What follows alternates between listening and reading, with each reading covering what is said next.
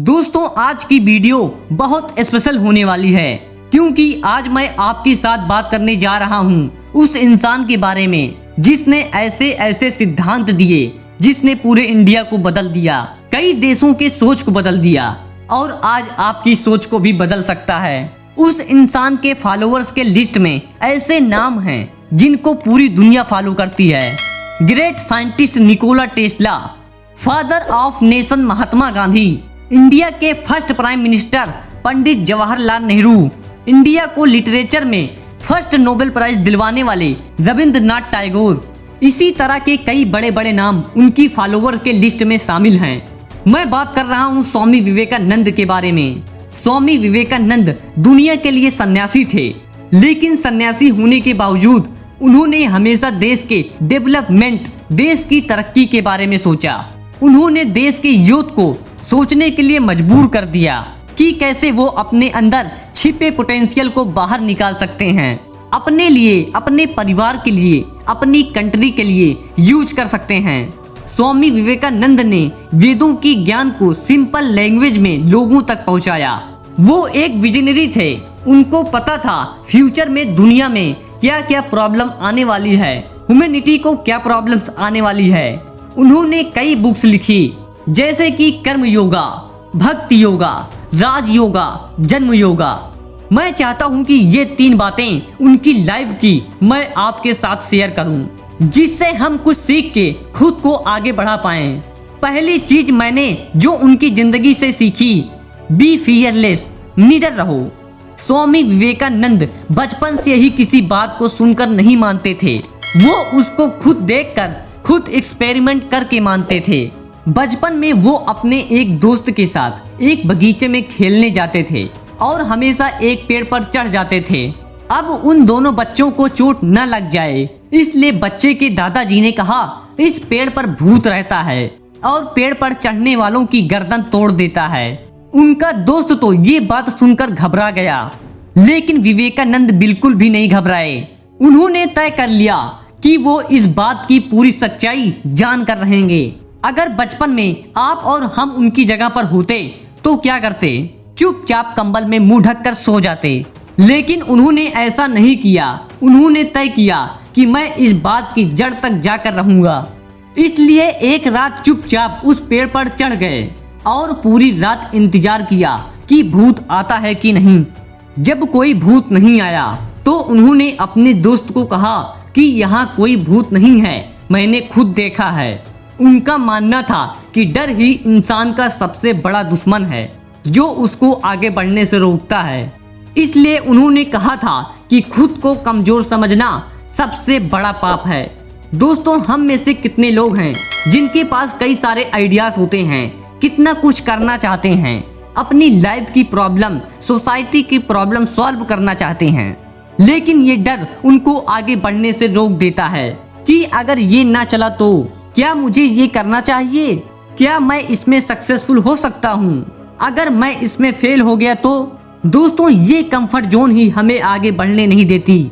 ये बात याद रखना कि अगर तुमने अपने कंफर्ट जोन को नहीं तोड़ा तो ये कंफर्ट जोन तुम्हें तोड़ देगी। उनकी जिंदगी में दूसरी बात जो हमें बहुत कुछ सिखा सकती है वो है बिलीव इन योरसेल्फ, खुद पर विश्वास रखना।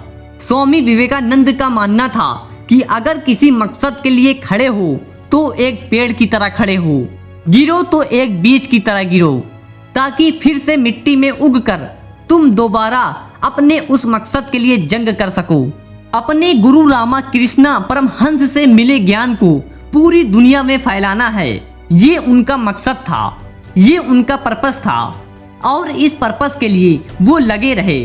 जेब में पैसे नहीं भी हैं, रिसोर्सेस नहीं भी हैं, भूखे रहना पड़ रहा है, लेकिन वो अपने मकसद से नहीं हटे कि पूरी दुनिया में इंडिया के ज्ञान को फैलाना है।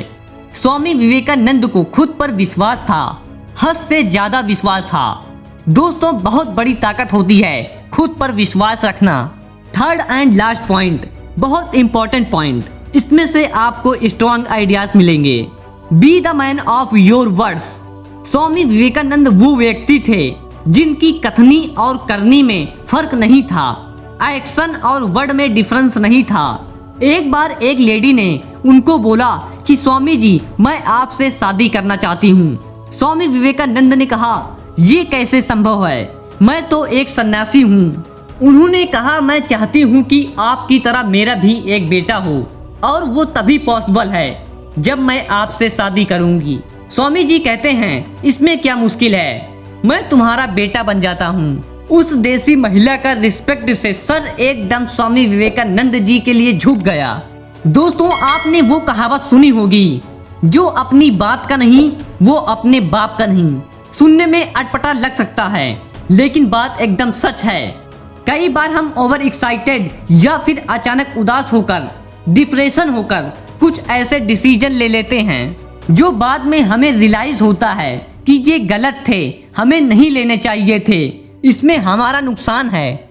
इसलिए मेक श्योर जब फैसला लेते हो, जब कोई बात अपनी जुबान से निकालते हो, जब डिसीजन लेते हो, तो सोच समझ कर लो।